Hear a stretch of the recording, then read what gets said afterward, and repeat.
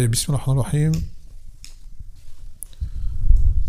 Donc la dernière fois qu'on était chez vous, on avait fait un rappel par rapport à l'actualité dans la sphère de la prédication qui touche à la fitna qui a lieu au Yémen. La dernière fois, malheureusement, on n'a pas enregistré. Donc je me suis un peu expliqué. Certains ont entendu, d'autres non. Et certains ont des choses qui leur sont restées incomprises. Donc on va essayer de faire rapide, Inch'Allah Ta'ala. Donc comme vous le savez, Cheikh Rabi', rahimahullah Ta'ala, est décédé il y a quelques jours, il y a peu. Et c'est une grande perte pour la Ummah, car c'est un savant de la Sunna Salafi. Pas infaillible, des choses se sont déroulées, mais sa présence fermait la porte à beaucoup de maux. Et Cheikh Rabi', il a un passé, un travail immense, inégalable, où il a dévoilé des gens de la bid'a, parmi les gens qui étaient peut-être défendus par des salafis. D'accord, des choses que lui a perçues, que d'autres savants salafis défendaient que lui de montrer les erreurs de beaucoup de personnes. C'est une réalité. Ça, c'est pas donné à tout le monde. Cette basira, cette clairvoyance, c'est pas donné à tout le monde. Et lui, il l'avait. Comme les Ikhwan muslimin, comme les Qutbiyin, comme les Sururiyin, et comme différents groupes égarés, différents individus, parmi les gens de la Hizbiyya, du sectarisme. Il était connu pour avoir fait des réfutations scientifiques avec des preuves qui montrent des choses, comme je l'ai expliqué, où même des savants ne voyaient pas ce que lui voyait. Pour vous dire que on ne demande pas qu'il y ait un consensus de tous les savants sur une personne pour admettre l'erreur de la personne. Des fois, un seul savant peut déclarer une chose, et s'il a raison, il a raison, s'il apporte les preuves. Donc le shahid, c'est que Cheikh Rabi' a été reconnu pour... C'est un savant dans d'autres domaines, bien sûr, mais sa spécialité, c'était ça. D'accord? La distinction. Il y a des savants, ils ont la spécialité dans le fiqh, dans la langue arabe, dans la c'est le tafsir. Lui, c'est le domaine du jarh ou ta'dil, qui à la base, c'est une science qui est relative, qui est relative à la science du hadith. Pour savoir les rapporteurs de hadith, qui est fiable, qui ne l'est pas. Ainsi de suite. Et ça, jusqu'à aujourd'hui, cette science-là, elle perdure pour les gens de l'islam, savoir qui est fiable, qui ne l'est pas, parmi les gens de la bid'a, et ce qui s'ensuit. Taïb. Ensuite, ce genre de ulama, comme ils sont une barrière et un obstacle pour les gens des passions, ils dérangent beaucoup. Leur présence dérange beaucoup. Et, en cette époque, il y en a d'autres qui étaient connus pour cela, comme Cheikh Mokbil, rahimahullah ta'ala, était connu pour ça, très dur avec les gens de la bid'a. Il a dévoilé beaucoup de gens. Cheikh Albani aussi, à son époque, a eu de cela. Même des choses que Cheikh Albani ne voyait pas, que Cheikh Rabi' voyait, avant lui. Et parmi la lignée également, en cette époque, on a Cheikh Yahya al-Hajuri, qui est parmi ces ulama-là, la distinction. D'accord? Donc ces ulama-là sont ceux qui auront, sont ceux qui auront le plus d'ennemis. Car ils font ce qu'on appelle inkar al-munkar, sur ce qui déplaît aux gens. Ils font ce qu'on appelle une tasfiya, ils purifient les rangs. Ça dérange des gens. Dévoiler des vérités, ça dérange des gens. D'accord? Et ça, c'est la sunna des anbiya, de blâmer le blâmable, ça amène des ennemis. C'est inévitable. Et la meilleure façon d'affaiblir la umma, c'est de la diviser. Comme qala ta'ala, ati'u Allah wa ati'u Rasul, ou ati'u Allah wa Rasulahu, wa la tanazawu fatafshalu wa tadhhaba rihukum. Obéissez à Allah et à son messager et ne vous querellez pas, ne vous divisez pas, car cela vous fera perdre votre force. Et tu as des gens, ils ont bien compris cela. Que la meilleure façon de nous affaiblir, c'est de nous diviser. Et la meilleure façon de nous diviser, c'est faire que les savants de la distinction se tapent les uns les autres. Faire la discorde, tahrish, la zizanie entre eux. Donc là, ils ont fait en sorte que Cheikh Yahya se fasse critiquer par ce savant référence qui était Cheikh Rabi' al-Madkhali. À la base, entre deux, il n'y avait que respect mutuel, amour, fraternité et grand éloge. Cheikh Rabi' disait le Cheikh Yahya, il tient la dawa salafi au Yémen d'une main de fer. Il a dit il en faut plus des comme lui. Ainsi de suite. Et dans toutes les fitnas passées qu'il y a eu, Cheikh Yahya parlait sur des gens. Au début, Cheikh Rabi' disait tais-toi, parle pas. Il disait si je parlais. Et au final, Cheikh Rabi' venait et disait ce que Cheikh Yahya disait aussi. Au final.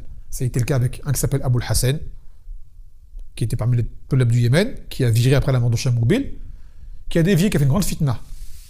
Le premier à parler sur lui, c'est Cheikh Yahya al-Hajuri. Cheikh Rabia disait tais-toi. Il disait non. Après, le premier qui a porté secours à Cheikh Yahya, c'est Cheikh An-Najmi, rahimahullah ta'ala. Puis Cheikh Rabia, il est arrivé, et ça a été celui qui a fait, on va dire, l'un des plus gros travaux par la suite, dans les écrits, pour réfuter Abul Hassan. Il y a eu un qui s'appelle Fareh al-Harabi, qui est déjà mort également, qui a fait une grande fitna, qui était proche de Cheikh Rabia. C'était une personne qui était très aimée de la sunna, des gens de la sunna. Et il avait de l'exagération. Fi'lan, d'accord? Le premier qui a parlé sur lui, ça a été Cheikh Yahya. D'accord? Cheikh Rabia lui disait, ne parle pas sur lui. Et Cheikh disait, si. Il a fait ça, je vais parler sur lui.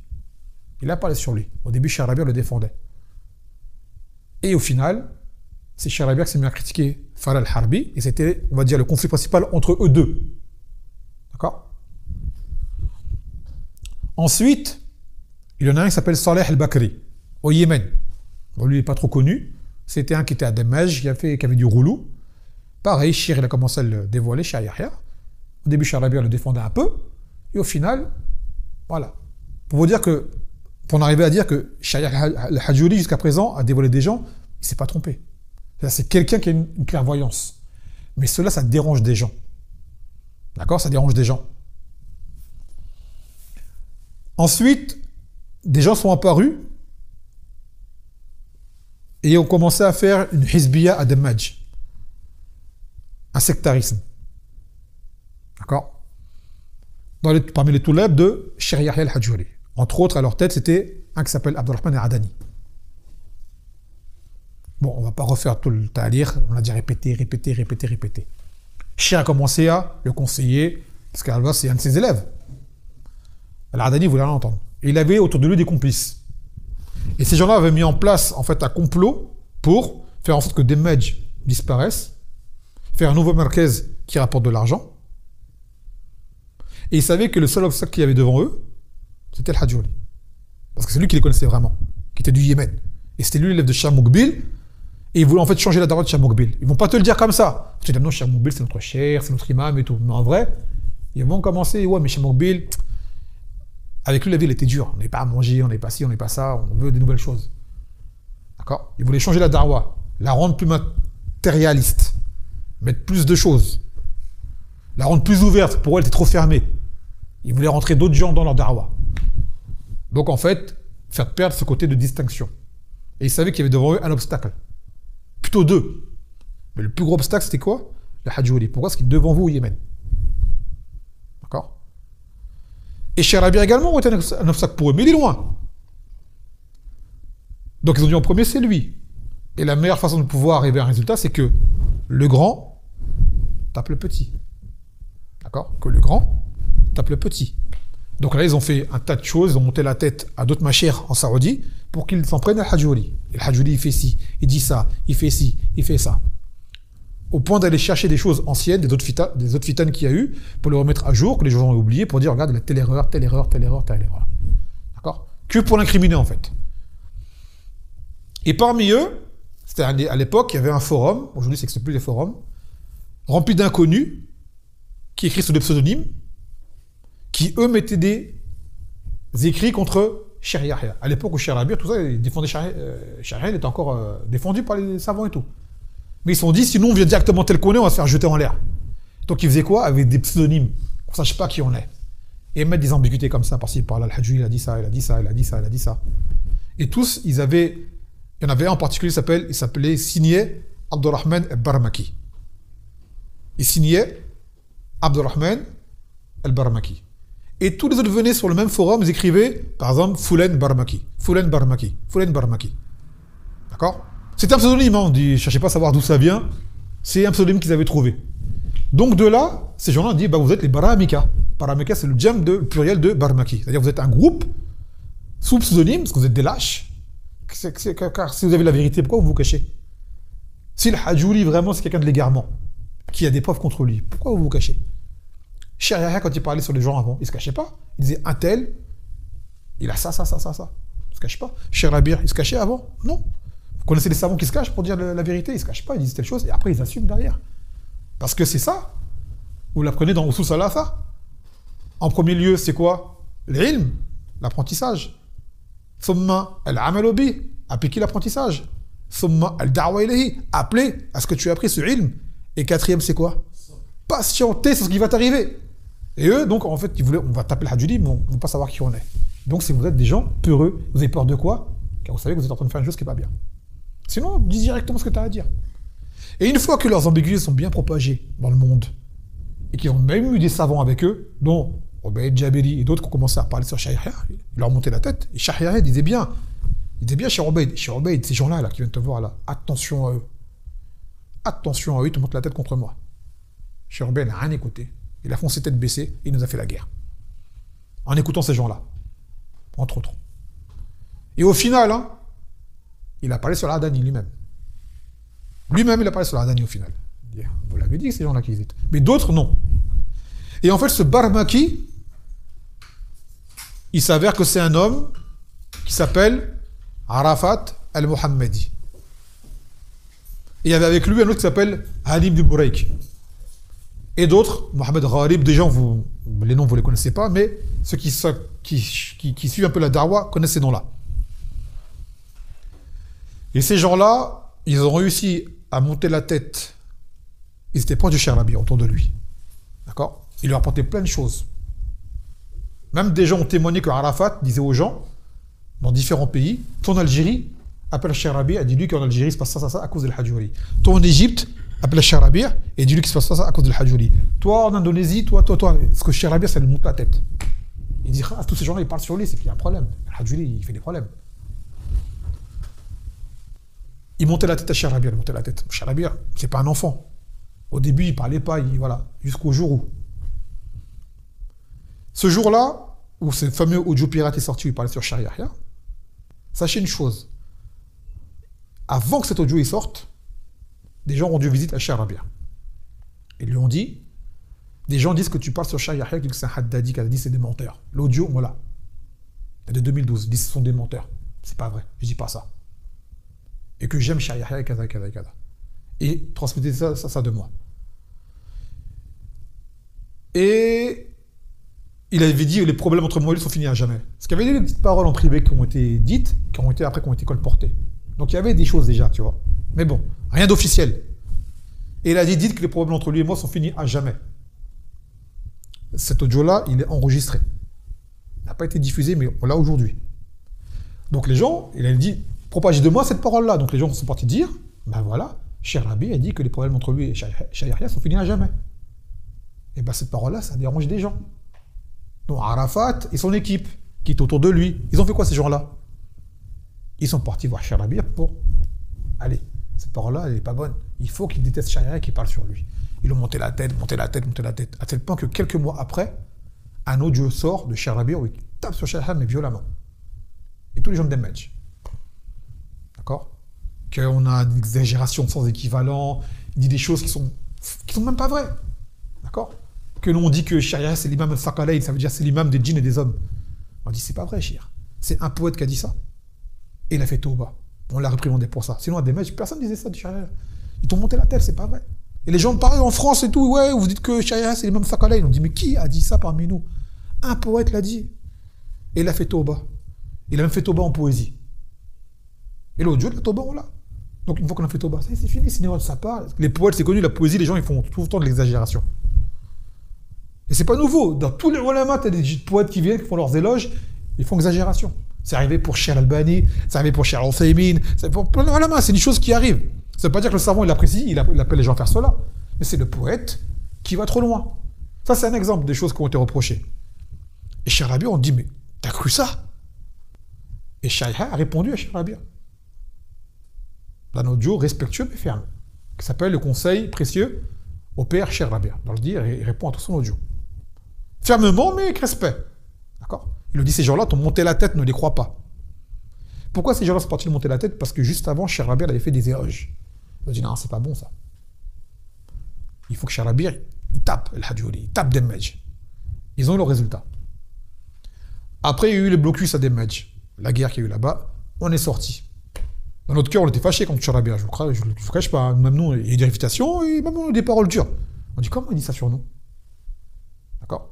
À la base, on le respecte plus que tout le monde. Et les règles qu'on suit pour rendre ces gens innovateurs, c'est des règles que lui-même a citées. C'est-à-dire la voie qu'on suit, c'est la même que la sienne. Normalement, il devait être comme ça avec nous, comme il a toujours été. Il se passe quoi aujourd'hui? Qu'est-ce qu'on a fait de nouveau? Il n'y a rien de nouveau. Ce qu'on appelle le tahrish. Tahrish, c'est semer la discorde entre les gens. Par l'anamima, par le mensonge, ce genre de choses. Et surtout la distance. À des matchs, on n'avait pas Internet et les smartphones et tout ça, il n'y avait pas ça. Et après, la sortie de Demmaj, on était à Sanaa et dès là, des gens ont rendu visite à Cheikh Rabia. Et étrangement, il a fait des éloges de Cheikh Yahya, à nouveau. Après, Cheikh Yahya, il est parti à Mecca. Il s'est posé là-bas pendant un certain temps. Il était plus au Yémen, c'était trop dangereux pour lui, avec les Houthis et la guerre. Il était à Mecca, il avait un masjid là-bas. Et des gens essayaient encore de faire une conciliation entre lui et Cheikh Rabia. Malgré qu'il y a des roudoud. Hein. Quand je dis roudoud, il y a eu un rad. Il y a eu un seul rad que Cheikh Rabia il a fait. C'était sur une question du hadith. C'est pas lié à l'égardement, innovation ni rien. C'est une masala ilmiya qui peut arriver entre les ulama. Donc on vous dit, Cheikh Rabia, avec tout ce qu'il représente, tout ce qu'il a fait, apportez-nous un truc scientifique de sa part, détaillé sur Al-Hajuri, il n'y en a pas. C'est étrange quand même. Et cet audio-là, pirate où il parle sur nous, son site, il n'y est pas. Comment ça se fait? Vous voyez pas qu'il y a un truc qui ne va pas. Et Cheikh Rabia, il est connu pour parler, faire des audios clairs, où il dit un tel également, des livres, des écritures et tout. Al-Hajuri n'a pas eu droit à ça. Comment ça se fait? Bref. Ensuite, il est à Mecca. Des gens lui ont dit, Shaykha, il est à Mecca. Ce serait bien que tu le vois et tout. Il a dit, s'il veut venir, il vient quand il veut. Les audios, on les a. Et s'il veut venir, il vient quand il veut. Ma porte, elle est ouverte. Kaza. Ah, ben, voilà, on va faire une rencontre. Ils lui ont dit, Shir, Shaykha, il va venir à ton masjid, à tel endroit, telle heure, tel jour, pour te voir. Le Shir, il a accepté. Mais il y avait qui autour de lui? Et les parasites qui étaient là encore. Qu'est-ce qu'ils ont fait? Shaykha, il est venu jusqu'au masjid de Cheikh Rabia pour le voir. Ils l'ont attrapé, ils l'ont emmené ailleurs. Il n'a pas fait salat au masjid, ils l'ont emmené ailleurs. On dit, de quoi vous avez peur? Si le Hajjuri, c'est un égari, Cheikh Rabia, devant lui, il va lui dire, t'es ça, c'est fini. Pourquoi vous ne voulez pas qu'ils se voient, qu'ils se rencontrent tous les deux? C'est quoi le problème? C'est dans les mêmes jours qui se cachaient avant. Tu vois? Justement, laissez-le faire un face-à-face, et devant tout le monde, il va montrer le Hajjuri que c'est un menteur, que c'est un exagérateur, que c'est ce qui... Il n'y a pas de problème. Pourquoi vous avez peur qu'ils se rencontrent tous les deux? Ils ont pris Cheikh Rabia et l'ont emmené ailleurs. Ils n'ont pas pu se voir. Et ça, les machères le témoignent. Cheikh Abdelhamid, qui est mon chien, il le dit, j'étais là. Ils l'ont rattrapé, ils l'ont emmené ailleurs. Et après ça, les gens sont retournés le voir, Cheikh Rabia, pour lui dire, Cheikh, il est venu, il a dit, qui vient de me voir? C'est tout, vient de me voir, ma porte, elle est ouverte. Cheikh Yahya est retourné au Yémen. Il n'est pas retourné le voir. Et là,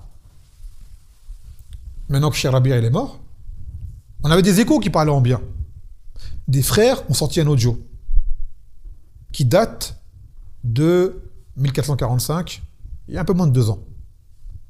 D'accord? Et ces deux Toulab, ils sont connus au Yémen. Il s'appelle Abou al-Majd, l'autre s'appelle Hamoud el-Sawabi. Ils sont connus. Ils sont partis voir Cheikh Rabia. Ils lui ont rendu visite. Il les a acceptés. C'est son fils qui les a fait rentrer. Il s'appelle Abdul Raouf. Ils l'ont rendu visite. Et Cheikh Rabia, il les a accueillis. Il a fait l'éloge de Cheikh. Il a dit, je l'aime en Allah, entre nous avec la fraternité, et que je lui pardonne ce qu'il a dit sur moi. D'accord? Et passez-lui le salam, et kaza, et kaza, et kaza. C'est des bonnes paroles, c'est pas des bonnes paroles, ça. Est-ce que Cheikh Rabia va dire ça d'un innovateur? Impossible. L'innovateur, c'est boycott, c'est rage. Cet audio-là, il était caché. Les gens vont dire, pourquoi ils l'ont pas sorti avant? Parce que si on avait sorti avant, on serait retourné le voir pour lui monter la tête à nouveau. Comme vous avez fait auparavant. Donc l'audio, on met de côté. Et maintenant qu'il est mort, cet audio-là, il faut qu'on le sorte, parce qu'il faut que les gens le sachent. Donc ils ont sorti l'audio. Et là, les malades du cœur sont apparus. Et cet audio-là leur a fait trop mal. C'est pas possible. Cet audio, il est truqué. C'est un montage. C'est intelligence artificielle. C'est ceci et cela. Tu vois, c'est pas possible. On dit c'est possible. Et l'audio, il est vrai. Les paroles sont vraies. Et il y a eu le fils de Cheikh Rabia qui s'appelle Omar, qui a, cette nuit, je pense, fait une publication. C'est son fils. Et il confirme, il dit que l'audio, il est vrai. La visite, elle a eu lieu. Donc, tous les gens qui disent que c'est un mensonge, je ne sais plus quoi dire. Il a dit, mais mon père n'a pas changé de position par rapport à Al-Hajj Wali. On dit, ah bon? Cet audio-là, il dit quoi? Ça veut dire, les gens lui ont dit, les gens du Yémen lui ont dit à Omar, c'est de Charabia, il y a deux choses devant toi. Soit, tu vas dire que ton père c'est un hypocrite, que c'est un menteur.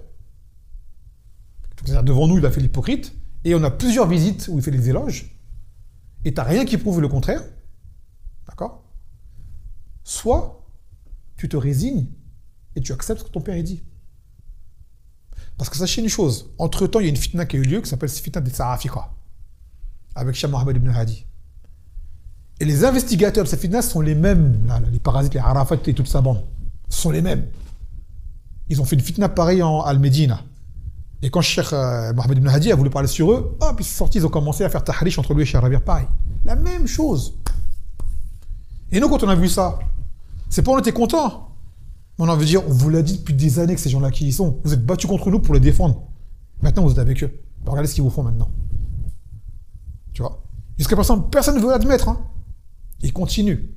D'accord? Eh bien, Omar, le fils de Charabir, il a beau être son fils, il était avec les gens qui sont avec Arafat. C'est-à-dire que même lui, donc les gens qui sont du côté de Mohammed ibn Hadi savent que Omar, il n'est pas fiable et qu'il est malade du cœur. Donc cet audio-là ne l'arrange pas également. Donc nous, on dit, on sait pourquoi cet audio-là il te dérange. Mais malgré tout, tu as été véridique, tu as confirmé que l'audio il est vrai, c'est ton père qui parle, que la rencontre a eu lieu, et voilà.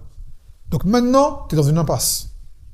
Toi, tu dis que mon père n'a pas changé, il dit mon père n'a pas changé de position. On dit prouve-le. Nous, on a un audio, il dit le contraire. Et on a des témoins qui disent le contraire. Donc qu'est-ce que tu veux dire que ton père c'est un menteur? Il ne pourra pas dire ça. Ton père c'est un hypocrite qui joue avec nous? Il ne pourra pas dire ça. Et ton père n'a jamais fait ça. Quand il ne veut pas quelqu'un, il ne veut pas quelqu'un chez lui. Hein. Il va prendre chez lui, il dit oui, t'es bien, et après quand il dit pas, il le casse. Non, il n'y a pas ça.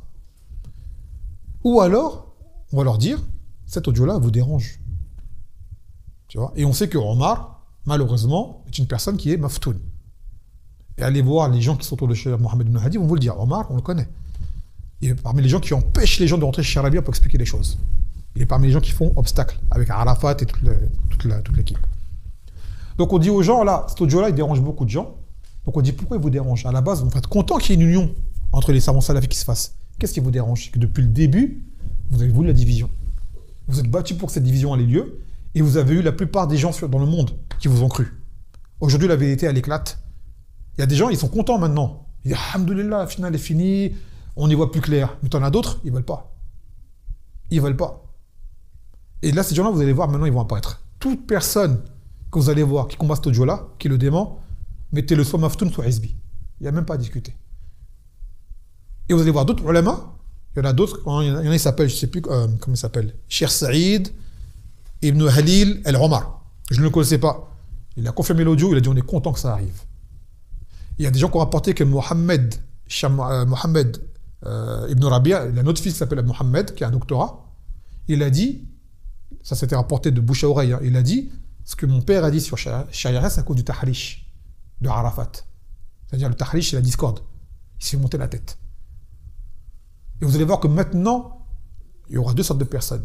Des gens qui vont aujourd'hui avouer, sûrement rapporter des choses qu'ils ont entendues, qui cachaient avant. Parce que, vous savez, avant de défendre Sharia, c'était dangereux. Hein. Quelqu'un qui osait faire des éloges de Sharia, c'était mort pour lui. Il se faisait couper en morceaux. Quand je dis façon de parler. T'avais pas. Même si au fond de toi, tu l'aimais bien, il ne fallait pas que tu le dises. Si tu le dis, tu étais mort. On te tombait dessus, on te rendait innovateur, on te mettait des mises en garde contre toi. Les gens ils te faisaient la guerre. Donc, tu as des gens là, je pense qu'aujourd'hui, ils vont commencer à dire, en fait, moi, j'ai entendu ça, j'ai vu ça. Maintenant, je peux le dire. Et tu en as d'autres, ils vont être enragés. Et ils vont combattre ceux-là.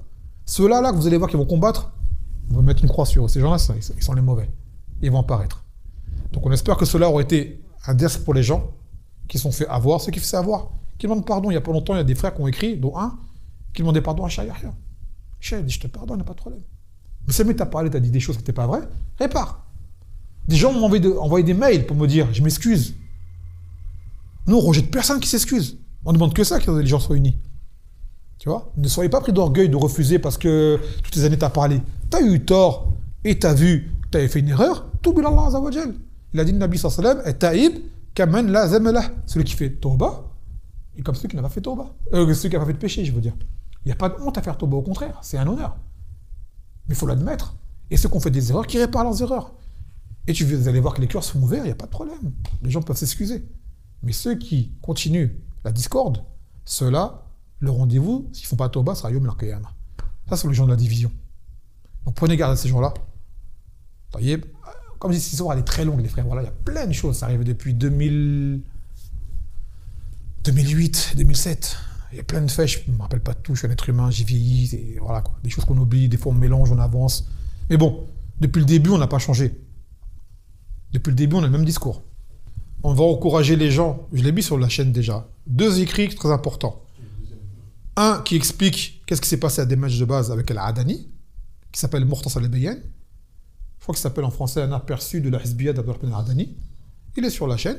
Et l'autre, c'est la réponse aux choses que les gens ont voulu imputer à Shir comme erreur dans la croyance ou quoi ou autre, qui ont été répondues également. Et tout ça, c'est Arafat. Celui qui lit ça, si après ça il discute encore, c'est qu'il est malade. On ne peut rien faire pour lui. Tellement c'est évident. Il faut juste que les gens prennent. C'est un ilm, ils fassent l'effort d'aller lire. On ne va pas faire 10 000 audios sur ça. On est passé à autre chose, nous, déjà. Vous voyez? Mais on va dire aux gens, depuis cette époque-là, les gens, ils ont cherché. Cherché. Ils n'ont rien trouvé contre nous. La seule chose qu'ils nous reprochent, par exemple, quand ils vont écouter mes audios, ils font partager des gens. Khalil, ouais, c'est Haddadi. Qu'est-ce qu'il a fait? Ben, il suit le Hadjouri. Et à part ça, il a quoi dans ses doulous? Ben, on n'a rien. Ben, vous avez rien. Mounir, écoute pas Mounir, pourquoi? Non, mais il suit le Hadjouri, c'est tout. Il y a des erreurs dans ses doulous, vous avez vu quelque chose? Non, on n'a rien vu. Ah, Abdullah Al-Hadji, ben, il n'écoute pas, pourquoi? Qu'est-ce qu'il dans ses doulous, c'est des erreurs, des choses, des bidas? Non. Qu'est-ce qu'il a? Il suit le Hadjouri, c'est tout. Et le Hadjouri, c'est quoi son problème? C'est Haddadi. Pourquoi? Ça va, ils ont parlé. Et pourquoi? Les gens s'arrêtent là. Ben, je sais pas, en fait. Ils ont parlé. Mais qu'est-ce qu'ils ont dit? C'est quoi les faits? Il n'y a pas de faits, il n'y a rien. C'est du vent. Et maintenant, leur principal argument, il est tombé. Pour eux, c'était Charabia, il a parlé.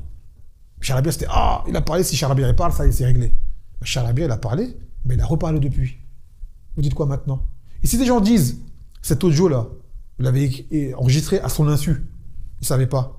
On dit, c'est vrai. Mais il n'a pas été diffusé. Juste maintenant, après sa mort, parce qu'il y avait besoin. Ils m'ont dit, l'audio pirate où il parle sur nous, il était diffusé. Enregistré à son insu. Vous n'avez rien dit à l'époque. C'est un audio pirate qu'ils ont enregistré, ils ne savaient pas le shir. Et vous l'avez diffusé direct le lendemain matin, même le soir même, sans respect pour lui. Alors que nous, on ne l'a pas diffusé.